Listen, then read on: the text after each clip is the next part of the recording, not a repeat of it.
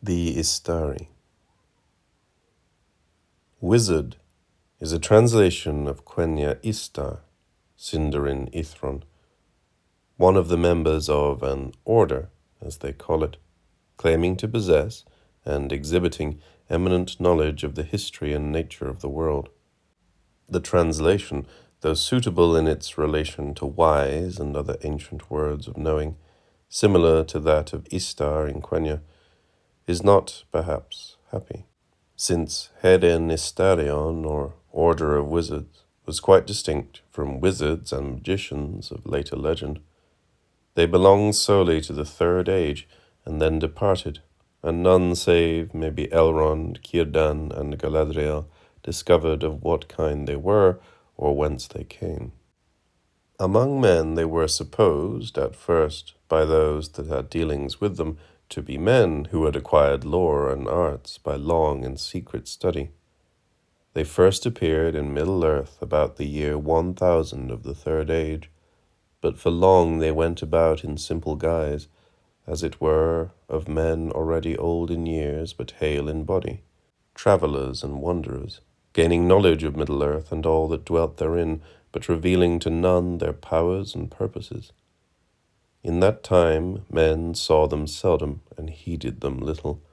but as the shadow of Sauron began to grow and take shape again, they became more active, and sought ever to contest the growth of the shadow,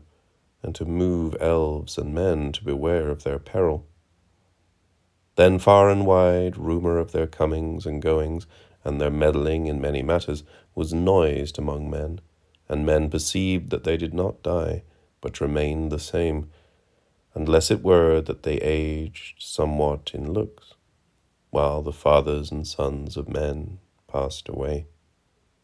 Men therefore grew to fear them, even when they loved them, and they were held to be of the elven race, with whom, indeed, they often consorted.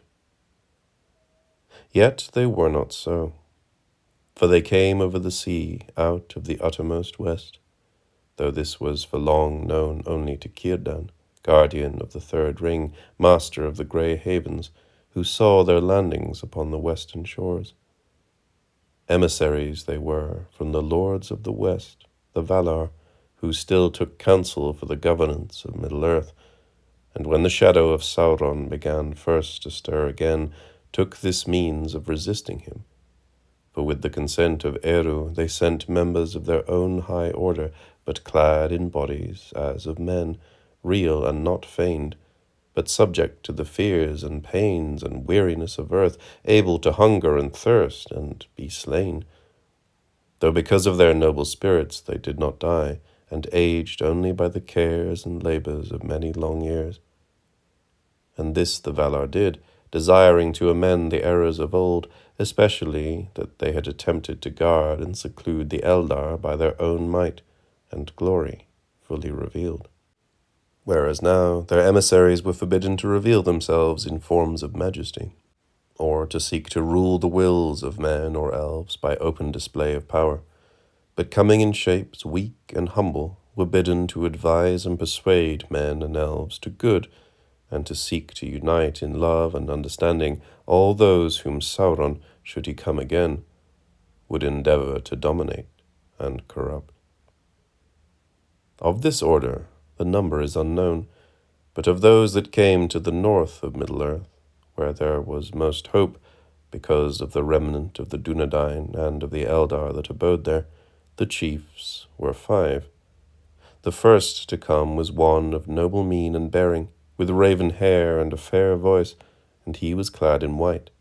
Great skill he had in works of hand, and he was regarded by well-nigh all, even by the Eldar, as the head of the order. Others there were also, 2 clad in sea blue and 1 in earthen brown. And last came one who seemed the least, less tall than the others, and in looks more aged, grey-haired and grey-clad, and leaning on a staff. But Círdan, from their first meeting at the Grey Havens, divined in him the greatest spirit and the wisest,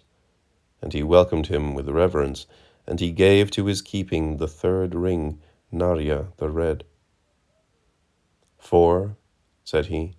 great labours and perils lie before you, and lest your task prove too great and wearisome, take this ring for your aid and comfort. It was entrusted to me only to keep secret, and here upon the western shores it is idle. But I deem that in days ere long to come it should be in nobler hands than mine, that may wield it for the kindling of all hearts to courage. And the grey messenger took the ring and kept it ever secret. Yet the white messenger, who was skilled to uncover all secrets, after a time became aware of this gift and begrudged it, and it was the beginning of the hidden ill will that he bore to the grey, which afterwards became manifest. Now the white messenger in later days became known among elves as Curunir, the man of craft, in the tongues of northern men, Saruman, but that was after he returned from his many journeys and came into the realm of Gondor, and there abode. Of the blue little was known in the west, and they had no name save Ithrin Luin, the blue wizards. For they passed into the east with Curunir, but they never returned, and whether they remained in the east, pursuing there the purposes for which they were sent, or perished, or, as some hold, were ensnared by Sauron and became his servants, is not now known. But none of these chances were impossible to be, for, strange indeed though this may seem, the Istari, being clad in bodies of Middle-earth, might even, as men and elves, fall away from their purposes and do evil, forgetting the good in the search for power to effect it. For it is said, indeed, that being embodied, the Istari had need to learn much anew by slow experience, and though they knew whence they came, the memory of the blessed realm was to them a vision from afar off, for which, so long as they remained true to their mission, they yearned exceedingly. Thus, by enduring of free will with pangs of exile and the deceits of Sauron, they might redress the evils of that time. Indeed, of all the Istari, one only remained faithful, and he was the last comer. For Radagast, the fourth, became enamoured of the many beasts and birds that dwelt in Middle-earth, and forsook elves and men, and spent his days among the wild creatures. Thus he got his name, which is in the tongue of Númenor of old, and signifies, it is said, tender of beasts. And Curunirlan, Saruman the White, fell from his high errand, and becoming proud and impatient and enamoured of power, sought to have his own will by force and to oust Sauron, but he was ensnared by that dark spirit, mightier than he. But the last comer was named among the elves Mithrandir, the grey pilgrim, for he dwelt in no place and gathered to himself neither wealth nor followers, but ever went to and fro in the westlands from Gondor to Angmar, and from Lindon to Lorien, befriending all folk in times of need. Warm and eager was his spirit, and it was enhanced by the ring Narya. For he was the enemy of Sauron, opposing the fire that devours and wastes with the fire that kindles and succours in one hope and distress. But his joy and his swift wrath were veiled in garments grey as ash, so that only those who knew him well glimpsed the flame that was within. Merry he could be, and kindly to the young and simple, and yet quick at times to sharp speech and the rebuking of folly. But he was not proud, and sought neither power nor praise, and thus far and wide he was beloved among all those that were not themselves proud. Mostly he journeyed unwearingly on foot, leaning on a staff, and so he was called among men of the north Gandalf, the elf of the wand. For they deemed him, though in error, as has been said, to be of elven kind, since he would at times work wonders among them, loving especially the beauty of fire, and yet such marvels he wrought mostly for mirth and delight, and desired not that any should hold him in awe or take his counsels out of fear. Elsewhere it is told how it was that when Sauron rose again, he also arose and partly revealed his power,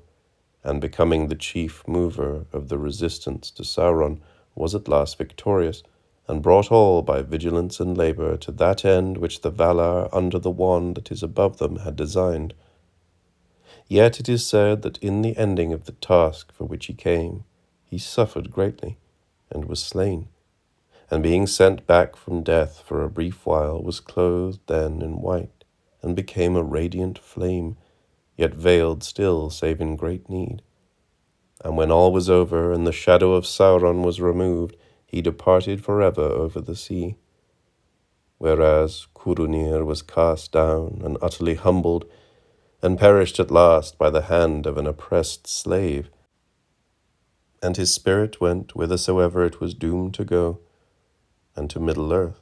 whether naked or embodied, came never back.